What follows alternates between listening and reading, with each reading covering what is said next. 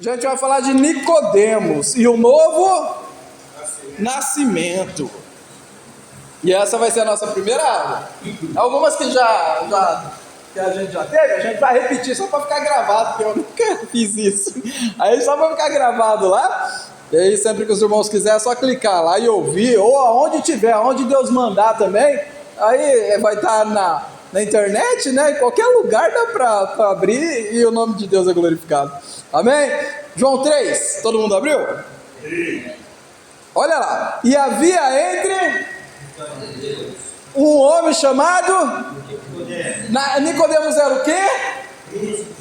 Príncipe dos judeus. Mas o cargo dele, a ocupação dele, qual que era? Ele era um fariseu. E a gente vai começar a falar do fariseu. Olha lá. E havia entre os fariseus um homem chamado Nicodemos, príncipe ou principal, dependendo da versão, dos judeus. E esse foi de noite ter com Jesus. Por que ele foi à noite?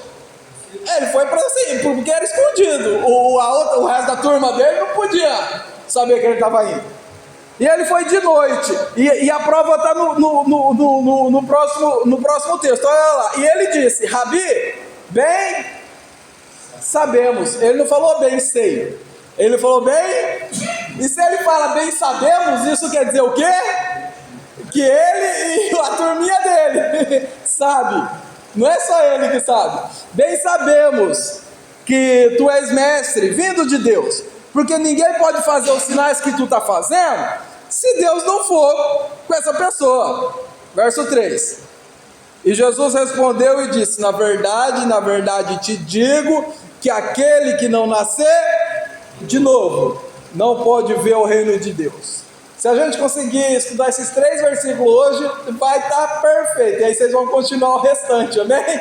Aí durante a semana vocês estudam o restante, porque a introdução dada aí fica fácil de vocês entenderem todo o restante do contexto. Mas vamos lá, vamos começar no versículo 1. E havia entre os fariseus. E para entender os fariseus, a gente tem que ir para Mateus 23. Vamos lá para Mateus 23? Vamos para Mateus 23 e aí a gente vai entender os fariseus. Quem eram os fariseus? Os fariseus funciona assim, ó. Salomão construiu o templo, vocês lembram?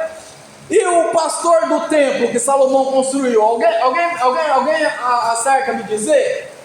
Era o sacerdote.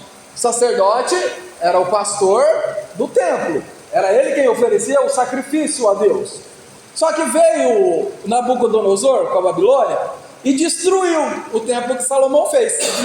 E aí, depois Herodes acabou reconstruindo, mas nessa destruição se instituiu algo que não havia dentro do judaísmo, que é as congregações. Antigamente, no judaísmo, só tinha o templo sede, só tinha o templo feito por Salomão, e havia peregrinações, e todos os judeus desciam a Jerusalém para adorar. A gente vai ver muitos salmos falando disso. Só que quando Nabucodonosor destrói o templo, as autoridades religiosas pensam assim: vamos fazer diversas congregações para o povo poder adorar na cidade, na vila, na aldeia onde eles moram. E aí começaram a construir congregações. E o nome dessas congregações, alguém sabe me dizer? Sinagoga. Isso, as sinagogas eram congregações e tinham nas mais variadas cidades, e era uma representação do templo, embora o templo ainda existisse em Jerusalém, porque Herodes construiu. Mas as sinagogas começou a ser as congregações onde semanalmente todos os judeus iam para lá para ouvir a lei de Deus, para ouvir a voz de Deus. Os pastores dessas congregações, ou seja, as autoridades religiosas dessas congregações, vocês me arriscam a dizer quem eram? Os fariseus. Os fariseus era quem comandava. Os fariseus era a autoridade religiosa da sinagoga. Ficou fácil, não ficou? Então, os pastores das congregações na época que Jesus Cristo veio à terra eram os fariseus. Ficou fácil, né? Agora a gente vai entender a relação entre Jesus e os fariseus. Jesus e as autoridades religiosas daquela época. Vamos lá para Mateus 23. Olha Jesus falando. Então falou, 23:1. Então falou Jesus à multidão e aos seus discípulos. Jesus olha para a multidão e para os discípulos e fala: na cadeira de... Qual cadeira? Já tem a resposta de uma pergunta. Na cadeira de Moisés estão assentados os escribas e fariseus. E a ideia de Jesus aqui é de mostrar que a maior autoridade religiosa daquela época eram os escribas e os fariseus. Porque a cadeira de Moisés remete muito... Lembra lá no Israel? Moisés estava achando pesado o cargo e ele não estava dando conta de guiar o povo. E Deus pegou e falou o que para Moisés? Vocês lembram? Levanta anciões, eu acho que foi 70, para ajudar você a administrar. E aí colocaram-se a cadeira do meio, diferente, mais bonita. E a cadeira do meio era de quem? De Moisés, e as demais era dos anciões. Moisés representa a autoridade máxima. Moisés representa a maior autoridade do povo de Israel, embora tenha outras autoridades. E aqui Jesus vai falar: a maior autoridade do povo de Deus, agora que eu estou na terra, é quem? Os escribas e os fariseus. É isso que Jesus está falando. Verso 3: todas as coisas, pois, que eles vos disserem, observeis. Todas as coisas, pois, que vos dissereis que observeis, observai-as e fazei-as. Olha o que Jesus fala: o que eles pregam, o que eles falam para você fazer, é para você fazer. Porém, não procedeis em conformidade com as suas obras, porque eles falam e não fazem. Jesus falou: o que ele pregar, o que o fariseu pregar, o que a autoridade religiosa daquela época pregar, vocês fazem, porque é a vontade de Deus. Mas não procedeis igual eles, porque eles falam que tem que fazer, mas não fazem. E aí vocês já viram que o relacionamento entre Jesus e os fariseus não começa com um elogio, não é? Já começa estranho. Vamos continuar. Verso 4.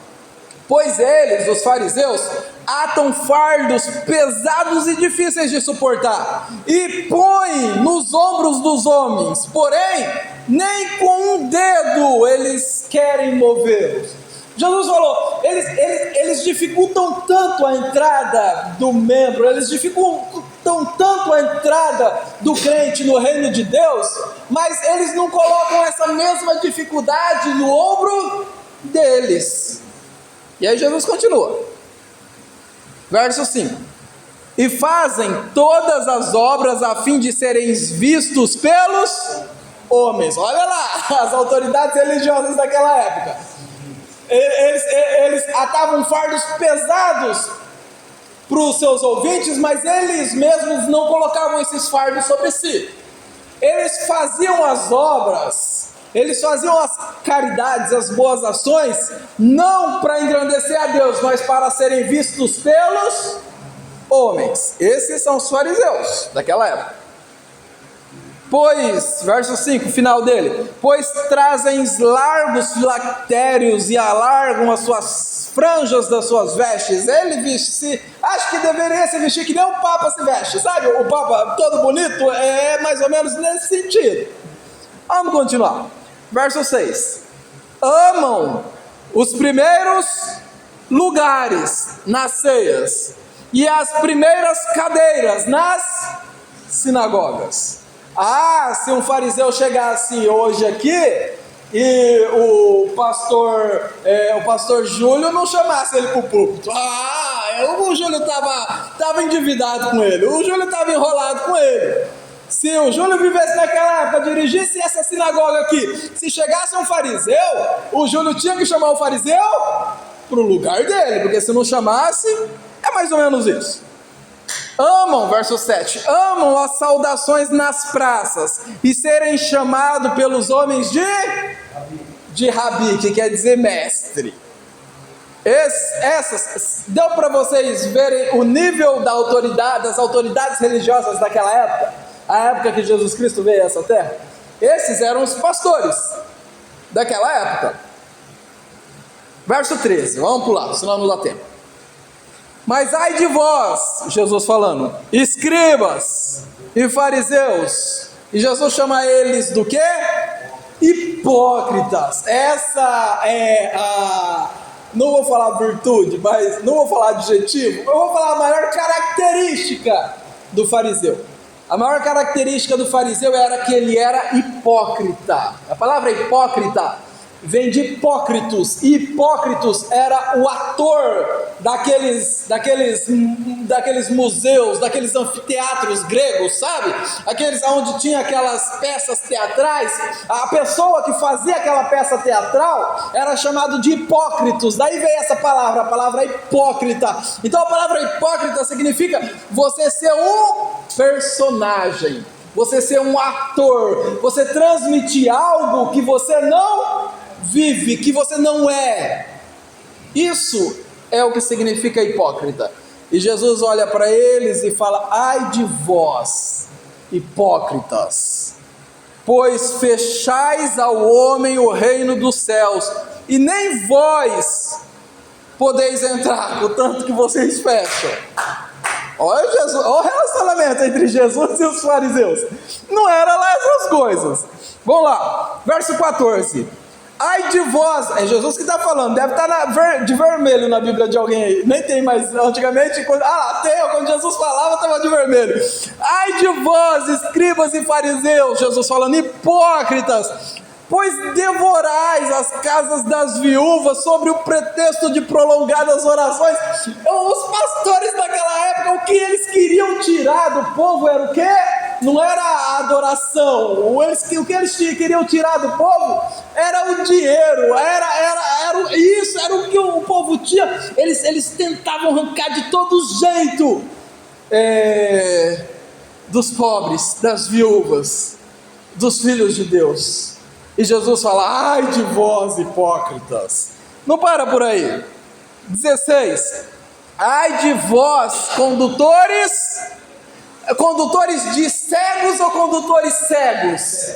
Cegos, eles achavam que eles eram guias, que eles achavam que eles eram condutores de cegos, mas Jesus na verdade os chama de cegos.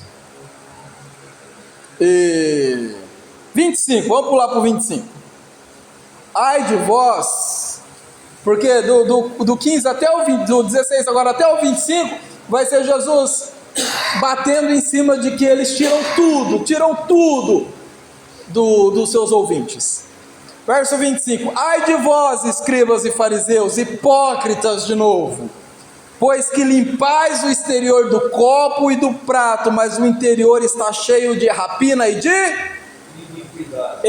O que eles queriam era mostrar a aparência, o exterior, o copo por fora. Antigamente não tinha copo de vidro, assim que você enxergava dentro do copo. O copo era feito de barro, entendeu? E aí, por fora você olhava assim, estava todo limpo, bonitinho, mas quando você olhava dentro, estava podre, não tinha sido lavado. Essa a parábola aqui, o jeito que Jesus usa para falar deles, de como eles eram. O prato, da mesma forma, o prato não era raso igual a gente tem aqui. O prato judeu, ele era tipo uma tigela, sabe uma tigela? Tem gente que ainda come, até hoje na tigela, não é? E feita de barro, então não se dava para ver dentro. Então quando olhava assim, estava lindo por fora, areado, mas por dentro não tinha sido lavado. Olha o 26. Não, 27. Ai de vós, escribas e fariseus, pois sois semelhante aos... Você sabe o que é isso? Um sepulcro caiado. Quem é pintor aqui? Você usa tinta para pintar, e qual que é a outra coisa que você usa para pintar? Cal. Isso, sepulcro caiado é o sepulcro pintado de cal. Que cor que o cal é? Branco. Você olha para o sepulcro assim, tá lindo, pintadinho de cal, não é? Mas entra lá dentro para tu ver o que tem lá dentro. Entra lá dentro para tu ver. E é essa abordagem figurativa que Jesus usa para descrever as autoridades religiosas daquela época. Por fora, aparenta estar lindo, mas dentro tem morte, dentro fede. E não para por aí. Aí Jesus, ó em cima, ó em cima, ó em cima, até chegar, olha o verso 33, Jesus olha para os fariseus, e o que Jesus fala? Raça de víboras, como escapareis da condenação do inferno? Essa é a pregação de quem? Jesus está copiando pregação aqui, sabia? De quem que é essa pregação? Alguém lembra? De João. João pregava isso. João falava: raça de víboras, quem vos ensinou a fugir da ira vindoura? Vamos olhar lá a pregação de João, Mateus 3, vamos correr para lá. Mateus 3, o capítulo 3, o versículo 5. E Jesus 3:5, então ia ter com ele, com quem? Com João. Então ia ter com ele toda Jerusalém, toda a Judéia, toda a província adjacente, e eram batizados por João no rio, e confessavam seus pecados. E agora, vendo João Batista muito de quem? Dos fariseus e dos saduceus, que viam o seu batismo, olhava para eles e dizia o quê? A pregação de João para o povo era a raça de víboras? Não, a pregação de João para o povo gerava arrependimento e confissão. Agora, quando ele olhava e via os fariseus, o que ele falava? Raça de víboras, quem vos ensinou? Fugir da ira futura. Olha o Jesus copiando mensagem aqui, pegou de João essa daqui. Mas deu para vocês entender o relacionamento entre Jesus e os fariseus? Não era um relacionamento muito amigável. E lá em João 3 vai nos dizer que entre os fariseus tinha um cara por nome de Nicodemos, e ele não era qualquer fariseu. Diz a palavra de Deus que ele era o quê? Um príncipe, ele era um dos principais lá. E aqui agora nós entendemos o porquê ele vai ter de noite com Jesus. Ele vai ter de noite com Jesus, por quê? Porque o relacionamento entre Jesus e os fariseus era um relacionamento amigável? Era um relacionamento gostoso? Não era. Então, se a turma dele visse ele indo falar com Jesus, estava enrolado com o pobre do Nicodemos. Então vai ele de noite ter com Jesus. E aí ele olha para Jesus e fala: Jesus, eu sei, nós sabemos que tu és mestre vindo de Deus, porque ninguém pode fazer estes sinais se Deus não for com ele. E agora eu pergunto para vocês, quais são os sinais que Jesus fazia e provavam para os fariseus que Jesus era o Filho de Deus? A gente vai encontrar esses sinais em Marcos. Vamos lá, vamos para Marcos. Havia uma aparente contradição na cabeça de Nicodemos. Senhor Jesus, eu creio que tu és o Filho vindo de Deus, porque tu faz os sinais, mas junto com esses sinais, tem umas coisas que tu faz que eu preciso entender. E esse foi o motivo de Nicodemos ter ido atrás de Jesus. Vamos lá. Marcos capítulo 1 e o versículo 39. 1:39 de Marcos. E pregava nas sinagogas deles. Quem que pregava? Jesus. Pregava onde? Na sinagoga. 1:39. Jesus era ousado. Ao invés de Jesus, não que Jesus não tenha feito isso, mas ao invés de Jesus só ficar no cantinho dele, lá nas margens do Mar da Galileia, mas Jesus ia onde? Para a sinagoga, onde estavam os carinha que não gostavam dele. E pregava Jesus nas sinagogas deles, por toda a Galileia, e expulsava os demônios, coisa que eles não conseguiam fazer. E aproximou-se dele um leproso, e rogando-lhe, pondo-lhe de joelho diante dele, dizia: Senhor, se queres, tu podes me limpar. E Jesus, movido de grande compaixão, estendeu a mão, tocou-lhe e disse: quero ser limpo. E tendo ele dito isso, logo a lepra desapareceu e ficou limpo. E agora eu vou começar a dar a entender a você porque a relação de Jesus e o fariseu não era lá essas coisas. Sabe por quê? Porque o fariseu começava o culto aqui e ele pegava e falava: está escrito na lei de Deus, está escrito na lei de Moisés, é a vontade de Deus, porque ele ordenou isso para nós. Nunca toque num leproso. Quando a pessoa fica leprosa, ela vai ter que ser expulsa do vilarejo, ela vai ter que ficar para fora das muralhas da cidade, e homem ou mulher alguma pode jamais tocar no leproso, porque um leproso está contaminado. Essa era a pregação do fariseu aqui. E aí Jesus, dentro da sinagoga, Jesus olha para um leproso, e eu não sei o que esse leproso estava fazendo lá, e Jesus fala: eu quero te curar, mas vem aqui, que junto com a cura eu tenho que fazer uma outra coisa. E Jesus fazia o quê? Tocava. E aí o fariseu olhava assim e falou: pô, como que explica isso? Porque ele curou, mas ele tocou. Ele curou, mas ele tocou. Ele acertou, mas também errou. Talvez fosse essa a indagação do fariseu. Não parava por aí, vamos continuar. E capítulo 2, e verso 3. E vieram ter com ele, capítulo 2, verso 3. E vieram ter com ele, com Jesus, conduzindo um paralítico, trazido por 4. Essa passagem é famosa, não é? Lembra? Descobriram o telhado, baixaram o paralítico. E Jesus, verso 5. E Jesus, vendo a fé deles, disse ao paralítico: filho, perdoados estão os seus pecados. Aí a relação de Jesus e os fariseus estremecendo, porque o fariseu começava o culto e ele falava: meus irmãos, só Deus, o Pai, é quem pode perdoar pecado. Peça perdão para o Pai, porque é Ele que vai perdoar o teu pecado. Aí vem Jesus, chama o paralítico e fala: filho, eu perdoo os seus pecados, levanta e anda.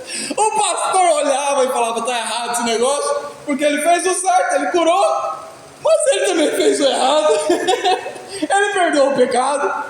Não para por aí, vamos continuar. Verso 14, capítulo 2, verso 14. E quando Jesus ia passando, viu Mateus, ou Levi, filho de Alfeu, sentado na alfândega, e disse: segue-me. Então, levantando-se, o seguiu. E aconteceu que, estando assentado à mesa, em casa deste, também estavam sentados à mesa com Jesus e seus discípulos, muitos publicanos e pecadores, e muitos o seguiam. E os escribas e fariseus, vendo-o comer com os publicanos e pecadores, de novo estremecendo a relação. Sabe por quê? Porque o fariseu começava o culto, e o fariseu falava assim: na lei de Deus diz, bem-aventurado é o homem que medita na lei de Deus, mas maldito é o homem que anda na roda dos escarnecedores, que senta na mesa dos pecadores. E Jesus está sentado lá. Deu para vocês ver que era uma aparente contradição na cabeça de Nicodemos. Pô, ele é, mas parece que não é. E por isso que Nicodemos fora ter encontro com Jesus. Não para por aí, vamos continuar. Verso 18.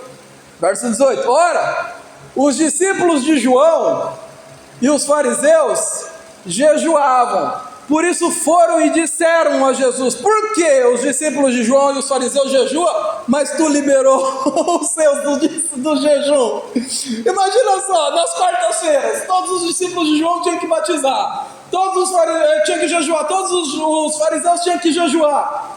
E aí Jesus olhou numa quarta lá e falou: hoje vocês estão liberados do jejum, não precisa jejuar mais. Mas o fariseu ensinava na sinagoga que tinha a obrigação de jejuar. Não para por aí. Verso 23, só vai piorando.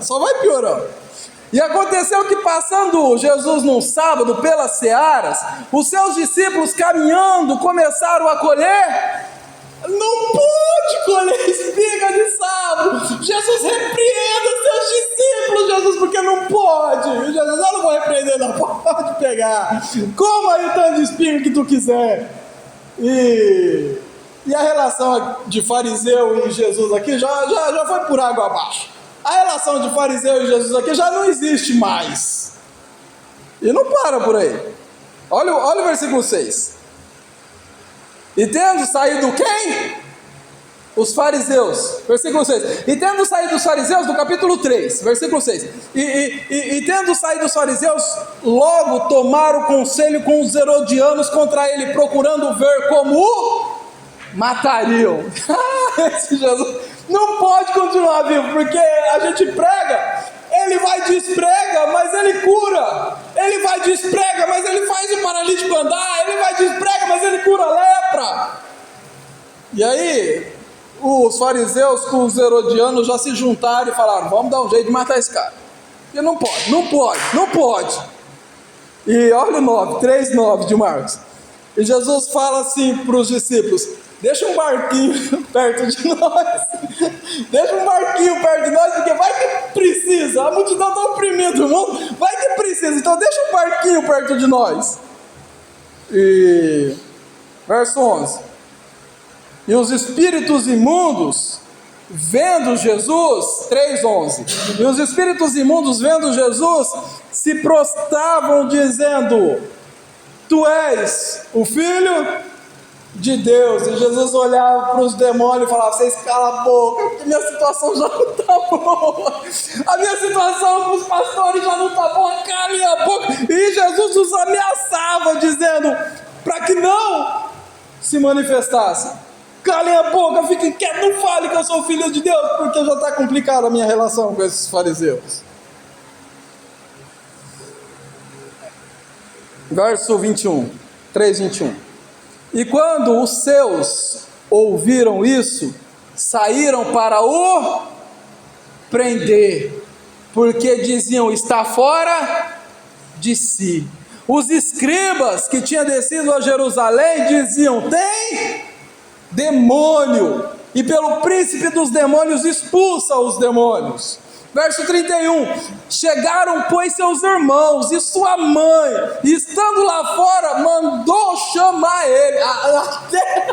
Até a mãe, quando o negócio complica, você vai chamar a mãe, não é? Ó, resolve aí que tem um filho, é teu filho. Chamaram até a mãe do nosso mestre e falaram: vai lá, resolve, dá um jeito, porque não tem como. E vai Nicodemos. Vai Nicodemos, o principal lá dos fariseus. Senhor Jesus, explica pra gente, por favor, explica pra mim, porque a gente sabe que tu é filho de Deus, por causa dos sinais, mas não faz sentido. E Jesus vai falar no versículo 35. Porquanto, capítulo 3, verso 35. Porquanto qualquer que fizer a vontade de Deus, essa é a minha família. Portanto, qualquer que fizer a vontade de Deus, essa é a minha família. Aqueles que estão me chamando lá fora não são mais minha família. É isso que Jesus está falando. Aqueles de carne, aqueles biológicos, não são mais minha família. Mas aquele que fizer a vontade de meu Pai, esse sim é a minha família. E aí Jesus olha para Nicodemos e fala: Nicodemos, para tu ver e entrar, tu tem que nascer de novo, nascer numa nova família, ter uma nova vida. A gente tem a nossa vida, e a nossa vida se iniciou em Adão, e a gente viu que Adão se tornou barro. Depois Deus deu a ele um ofício, cultivar. Viu Deus que ele precisava de uma auxiliadora, ajudadora, colocou ele num profundo sono, e de dentro dele tirou quem? A mulher, a Eva. E Paulo, em Efésios 5:31, vai falar: portanto o homem deixará o seu pai e a sua mãe, unir-se-á a sua mulher, e ambos serão uma só carne. Grande é este mistério, porque isso aconteceu lá em Adão. Grande é este mistério, digo porém a respeito de Cristo e a igreja. Está escrito lá em Efésios 5:31. O segundo nascimento não é o nascimento natural, mas é o nascimento espiritual, no segundo Adão. E assim como o primeiro Adão, Jesus Cristo, se tornou barro, deixou a divindade dos céus e se tornou o quê? Barro. Foi-lhe dado um ofício. E qual era o ofício? O seu ministério. Ele está trabalhando, ele está cultivando, e ele pega e olha para cima e fala: a seara é grande, poucos são os... Rogo-te, Pai, que mande auxiliadores, que mande ajudadores. E aí o Pai põe ele num profundo sono. Quantos dias durou esse sono dele? 3 dias durou esse sono dele. E de dentro dele tirou quem? A igreja, porque a igreja é o corpo de Cristo. O novo nascimento é você nascer para a família espiritual de Deus. Todos aqui eu acho que já foram casados, não é? Antes de eu ser casado, eu vivia para mim. Antes de eu ser casado, quando eu via um tênis, eu ia lá e comprava. Eu via uma camiseta, eu ia lá e comprava. Eu via um short, eu ia lá e comprava. Depois que eu casei, não sei se foi só comigo, mas se aconteceu com vocês também, eu nunca mais comprei mais nada para mim. A minha vida gira em torno, sabe de quem? Da minha família. Eu passo em frente da loja e eu não compro para mim, eu compro para minha filha. Eu passo em frente da loja e eu não compro para mim, eu compro para minha esposa. E essa foi uma nova vida que eu passei a ter.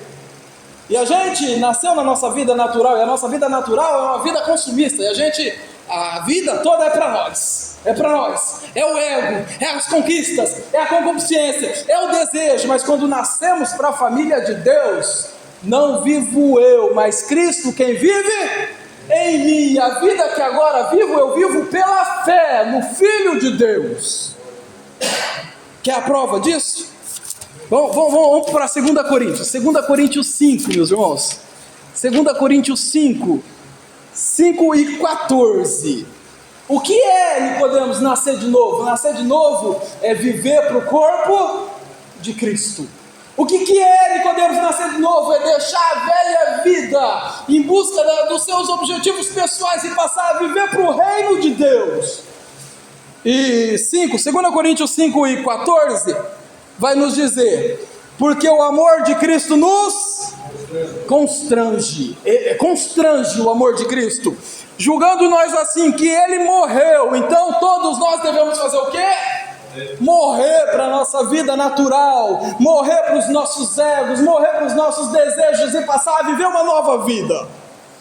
E Ele morreu, verso 15, por todos, para que os que são nova criatura vivam não mais para si, mas para aqueles que por eles morreu e ressuscitou. Assim que daqui por diante a ninguém conheçamos segundo... Olha o que Paulo está falando: a ninguém conheçamos segundo a carne, ainda que tenhamos conhecido até Cristo segundo a carne, contudo já não conhecemos deste modo.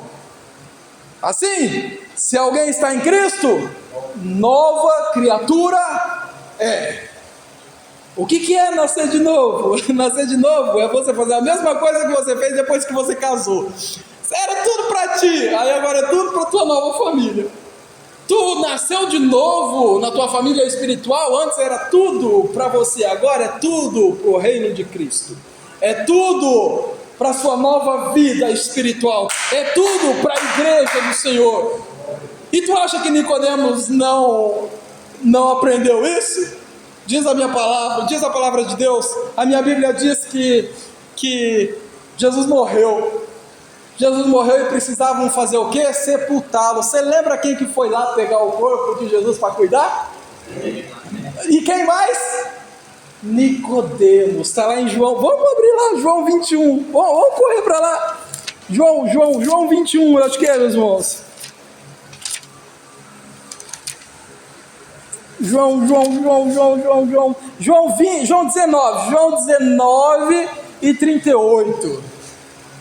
João 19, 38. Depois disto, José de Arimateia, o que era discípulo de Jesus, mas em oculto por medo dos judeus, rogou a Pilatos que lhe permitisse tirar o corpo de Jesus. E Pilatos permitiu. Então foi e tirou o corpo de Jesus. E foi também Nicodemos, aquele que fora de noite a Jesus, levando quase 100 arretéis de um composto de mirra e aloés. Tomaram, pois, o corpo de Jesus e o envolveram em lençóis com especiaria, como os judeus costumam fazer na preparação do sepulcro. E havia um horto naquele lugar onde fora crucificado, e no horto um sepulcro novo, em que ainda ninguém havia sido posto. E aí ali puseram Jesus. Nicodemos nasceu ou não nasceu de novo? Nasceu ou não nasceu? Ele aprendeu que o novo nascimento era cuidar do corpo de Cristo. E hoje, o corpo de Cristo quem que é? A igreja. Então vamos cuidar da igreja.